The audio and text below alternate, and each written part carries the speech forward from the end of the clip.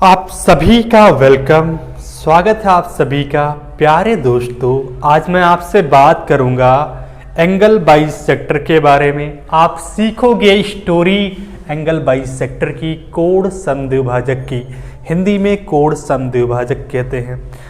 आइए, angle bisector क्या होता है, इनकी स्टोरी क्या है, इनकी परिभाषा क्या है, आइए जानने की कोशिश करते हैं। आपके पास ए सी बी एक ट्राइंगल है। ए सी बी, अगर ए से बी को आपने ज्वाइन किया, ये आपके पास एक ट्राइंगल है और ए सी बी की वैल्यू आपके पास 60 डिग्री है। आपके पास ए सी बी की वैल्यू 60 डिग्री है और सी पी आपके पास एक एंगल बाइसेक्टर है। बाइसेक्टर है, एक ऐसी रेखा है, एक ऐसी रे है जो इस एंगल को दो इक्वल हाफ्स में डिवाइड करती है, दो बराबर हिस्सों में डिवाइड करती है, यानी इस कोण को समद्विभाजित करती है। आपको पता है 60 को अगर दो इक्वल पार्ट में डिवाइड किया गया तो ए सी पी आपके पास 30 डिग्री होगा और बी सी पी आपके पास 30 डिग्री होगा, यानी टू इक्वल हाफ्स में डिवाइड हो गया।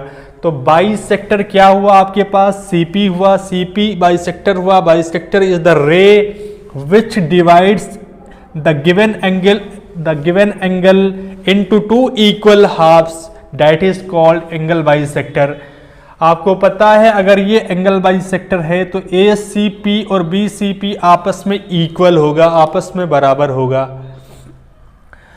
अगर मैं आपसे कहूं कि एंगल बाइसेक्टर को ड्रॉ कैसे करते हैं, कैसे खींचते हैं, आइए न्यून कोण और अधिक कोण और समकोण में जानने की कोशिश करते हैं। इससे पहले के एपिसोड में मैंने आपको सिखाया था एंगल बाइसेक्टर क्या होता है, इंसेंटर के बारे में। आज थोड़ी डिटेल ऐड करूंगा। आपको पता है एक स्टेप आगे की ओर बढ़ेंगे और इस सवाल आता ही आता है, प्री में आता है, एसएससी के मेंस में आता है, कई हिस्सों में डिवाइड होकर सवाल आता है, लेकिन आता है और हर बार आया है और साथ ही साथ सीडीएस में तो हर बार पूछते हैं। तो इन्हीं बातों, बहुत इंपॉर्टेंट टॉपिक है। आपके 2 नंबर तो प्री में पक्के ही रहते हैं। अगर किसी एक सेंटर से तो आते ही आता है, केंद्र से तो आते ही आता है, जो 6 पॉइंट है आपके पास उससे तो आते ही आता है। आपको पता है एंगल बाइसेक्टर को ड्रॉ कैसे करते हैं। आपके पास पी क्यू आर एक एक्यूट एंगल ट्राइंगल है। एक्यूट एंगल को आपको हिंदी में न्यून कोण कहते हैं। आप एंगल बाइसेक्टर को ड्रॉ कैसे करेंगे, आपने सीखा होगा बचपन से। आपको पता होगा कि पी क्यू आर आपके पास एक एक्यूट एंगल ट्राइंगल है जिसमें से इस पॉइंट पे आप प्रकार की हेल्प से नोक को यहां पर रखोगे और प्रकार की जिस साइड पेंसिल होगी आप या पेन होगा उस साइड रेडियस, कुछ भी रेडियस मान के इक्वल रेडियस में यहां पे आप आर्क लगाओगे और इक्वल रेडियस में यहां पे आर्क ड्रॉ करोगे। यानी आपने चाप खींचा इक्वल रेडियस से, पॉइंट क्यू से, प्रकार की हेल्प से। अब आप क्या करोगे, इस पॉइंट को आपने x नाम दिया, इस पॉइंट को आपने y नाम दिया और इस पॉइंट को जब आपने x कहा और इसको y कहा तो आपने प्रकार की नोक यहाँ पे रखी और रेडियस को बढ़ाकर आपने यहाँ पर कहीं पे आर्क लगाया, यहाँ से इस नोक से, और इस नोक से अगर आपने आर्क लगाया तो वो इस पॉइंट पे कहीं इंटरसेक्ट करेगा।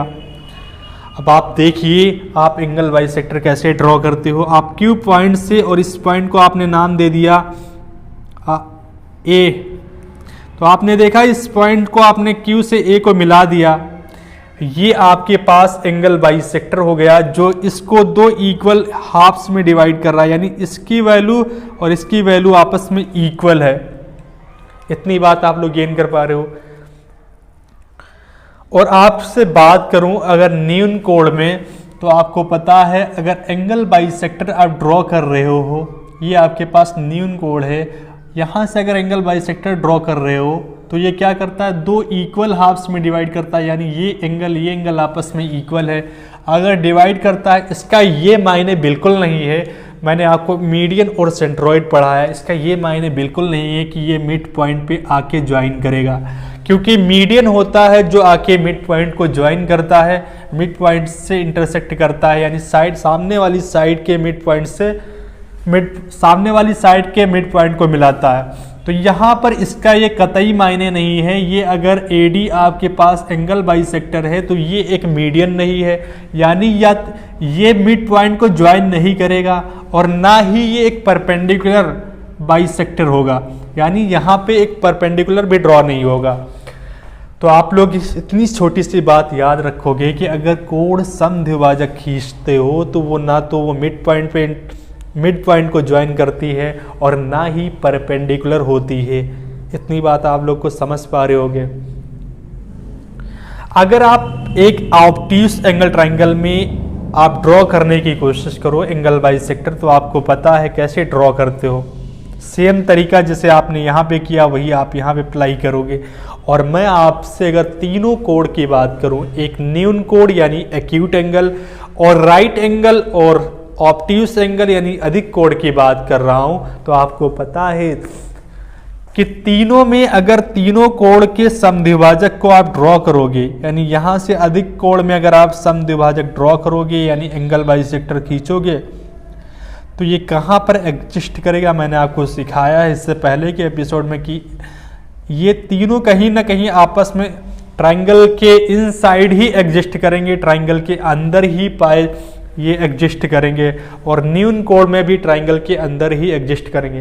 बात करो अगर ये राइट एंगल ट्रायंगल की, तो आपको भी पता है कि राइट एंगल ट्रायंगल में भी तीनों कोण समद्विभाजक से अगर आप कोण समद्विभाजक खींचोगे, तीनों वर्टेक्स से कोण समद्विभाजक खींचते हुए ड्रॉ करते हो, तो ये तीनों इसी के अंदर यानी इनसाइड एग्जिस्ट करते हैं। यहाँ पे आपसे सवाल पूछा जाता है ऑप्शन में कई तरीके से, इस तरीके से पूछा जा सकता है क्या एक्यूट एंगल ट्रायंगल में एग्जिस्ट करता है, कहाँ पे, inside outside at the right angle, इस तरीके से पूछा जाता है ऑप्शन में। लेकिन आपको बताना है ये इनसाइड इन सेंटर एग्जिस्ट करता है।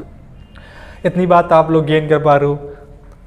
स्क्रीनशॉट लो, मैं इस हिस्से को मिटा रहा हूँ क्योंकि अब आगे की स्टोरी को आप सीखोगे। अभी तक की स्टोरी में कुछ चीज़ें ऐड किया हूँ, लेकिन कुछ चीज़ें मैंने पहले ही बताया था आपको।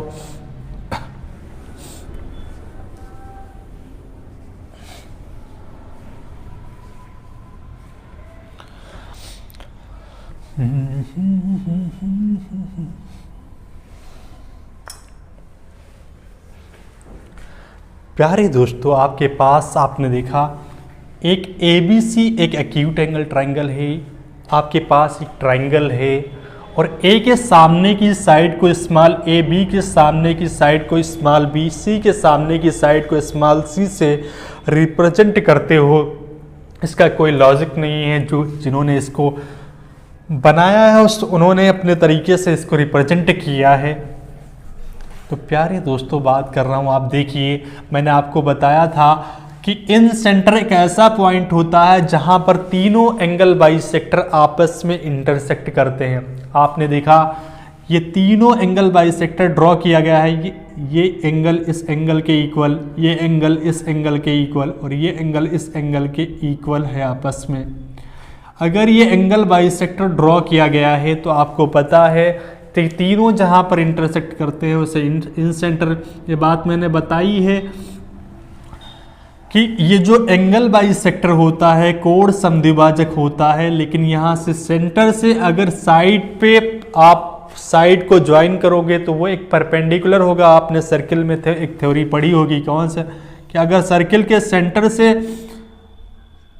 टेंजेंट पे अगर आप कोई चीज लाइन ड्रॉ करते हो वो परपेंडिकुलर होती है। ये क्यों होता है इसको मैं बताऊंगा आगे की स्टोरी में, लेकिन अभी इतना जानिए कि परपेंडिकुलर होता है।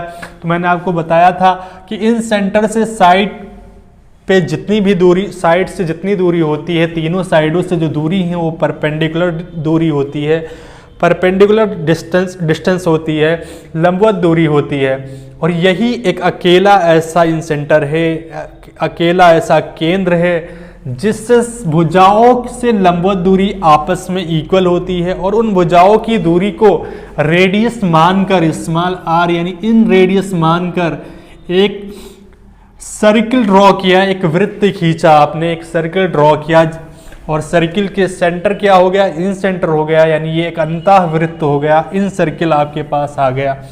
और आपको पता है अगर मैं बात करूं ABC को यहाँ पर ड्रॉ किया, I इन सेंटर है और B और C एंगल बाइसेक्टर है, ये आपस में इक्वल, ये आपस में इक्वल, तो आपको पता है ये परपेंडिकुलर डिस्टेंस साइड से जो होती है वो इस इन रेडियस होती है, यानी अंतः त्रिज्या होती है। अगर ये अंतः त्रिज्या है तो मैं बात करूं क्या AIC और BIC और AIB तीनों ट्रायंगल आपके पास जो है वो क्या ट्रायंगल ABC के इक्वल नहीं है? मेरी बातों को दोबारा देखिए, रिपीट कर रहा हूं, क्या AIC, BIC और AIB ये तीनों ट्रायंगल आपस में ट्रायंगल ABC के इक्वल नहीं है? यानी ट्रायंगल ABC का जो एरिया होगा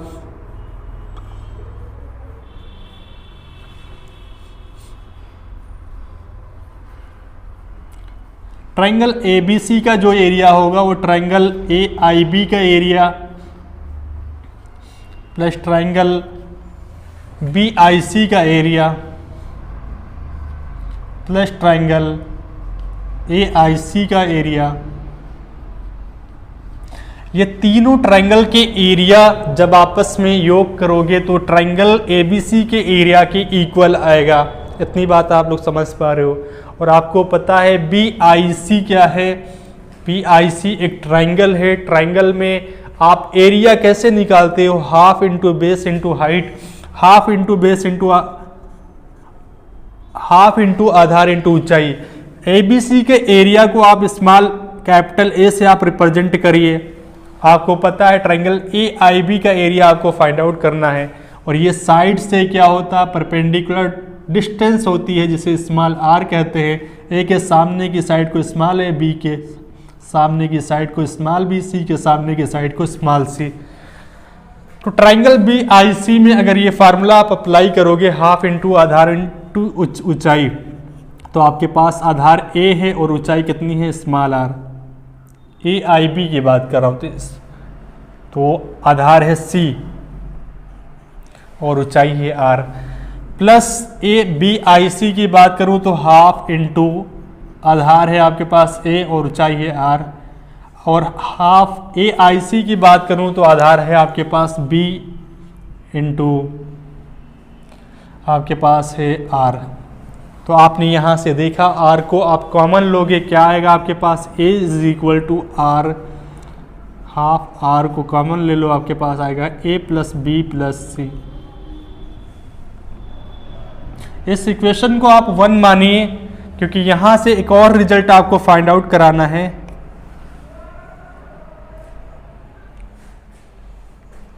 आपने देखा ये आपके पास एक रिलेशन आया, एक रिश्ता आया। इस रिश्ते को आपको याद रखना है, ये क्या है आपको पता है, आपने पढ़ा है सेमी पेरीमीटर क्या होता है? A plus B plus C by 2 होता है।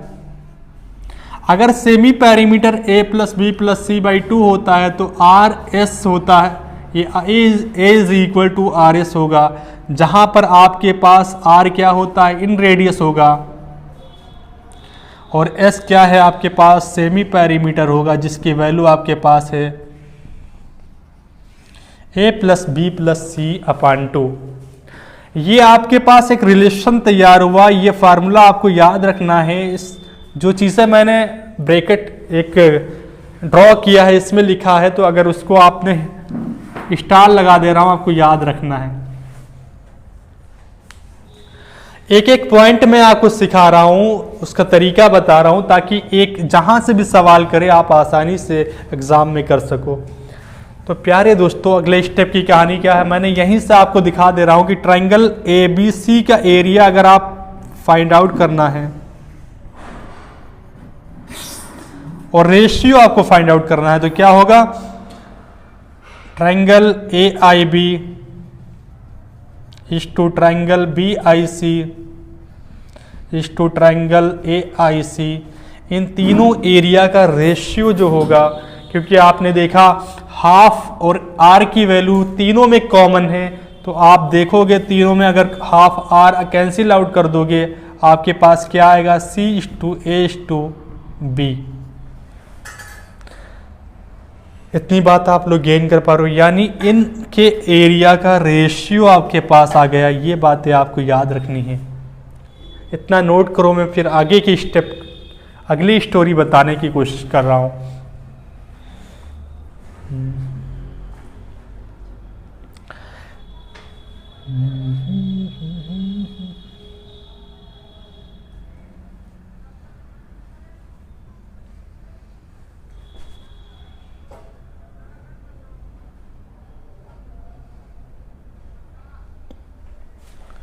अभी आपने देखा A is equal to R S, आपने प्रूव किया।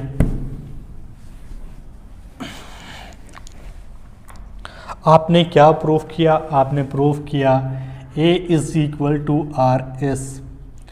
आपसे कहूं कि इन रेडियस आप फाइंड आउट करोगे कैसे? A upon S. और आपको पता है अगर आपके पास ये A अपान एस है तो आपको पता है कितना कि राइट एंगल ट्रायंगल अगर आपके पास है, ये आपके पास एक राइट एंगल ट्रायंगल है और ये A है आपके पास वर्टेक्स, ये आपके पास B वर्टेक्स C, और आपको ये भी पता है कि A के सामने स्मॉल a, ये B स्मॉल c। तो आप एरिया कैसे फाइंड आउट करोगे किसी राइट एंगल ट्रायंगल में? आप कहोगे हाफ इंटू आधार इंटू ऊंचाई होता है, तो आधार A हो गया, ऊंचाई आपके पास C हो गया। R is equal to S semi perimeter होता है, आपको पता है सेमी पेरीमीटर होता है अर्ध परिमाप A प्लस B प्लस। क्या आपके पास अगर आप देखो तो ये 2 से 2 कैंसिल आउट हुआ, क्या आया? स्मॉल r की वैल्यू आई आपके पास AC upon A plus B plus C। इतनी बात समझ पा रहे हो? यह रिलेशन तैयार हुआ, इस रिलेशन को भी आपको याद रखना है क्योंकि हर एक छोटे छोटे पॉइंट पे आपसे सवाल एग्जामिनर कर सकता है। अब यहाँ पर अगर आपके पास अगर मैं आपसे कहूँ AC को मल्टीप्लाई करो ऊपर नीचे से, क्या A plus C minus B और अपान में A plus C plus B है और ये A plus C minus B से मल्टीप्लाई करोगे, क्या आएगा? आपके पास A प्लस B और इंटू A माइनस B आया, यानी इसके इक्वल होगा। किसके इक्वल होगा? आप कहोगे A square minus B square के। तो आप देखोगे अपान वाली वैल्यू मैं यहाँ पे सॉल्व कर रहा हूँ, आप देखिए A प्लस C का whole square minus B square होगा। और आपको पता है राइट एंगल ट्रायंगल में क्या अप्लाई होता है? पाइथागोरस थ्योरम अप्लाई होता है। B स्क्वायर की वैल्यू होगी C square plus A square के बराबर। इसको ओपन करोगे क्या आएगा? A square plus C square plus 2AC minus B square. और आपको पता है A square plus C square किसके इक्वल है? B स्क्वायर के, तो आपस में कैंसिल आउट हो जाएगा। ऊपर वाली वैल्यू आपके पास AC है और नीचे क्या है? प्लस C माइनस B है आपके पास, और यहाँ पे आपके पास 2AC बचा। आपके पास स्मॉल r की वैल्यू क्या आया? आप कहोगे A plus C minus B अपान 2। इतना नोट करो आप लोग। और आपको पता है R is equal to A plus C minus B क्या होता है? बाई 2 क्या होता है? A क्या है आपके पास? क्या है? ये राइट एंगल ट्रायंगल है। आपने देखा C क्या है? पर A क्या है आपके पास? बेस है और प्लस परपेंडिकुलर है। माइनस B क्या है? हाइपोटेन्यूज है और अपान 2। इन रेडियस आप कैसे फाइंड आउट करोगे? आपके पास ये फार्मूला आया। आपके पास अगर राइट एंगल ट्रायंगल में इन रेडियस फाइंड आउट करना है, आपके पास बेस, परपेंडिकुलर और हाइपोटेन्यूज की वैल्यू आपके पास अगर है तो आप आसानी से इन रेडियस फाइंड आउट कर सकते हैं। ये आपको याद रखना है।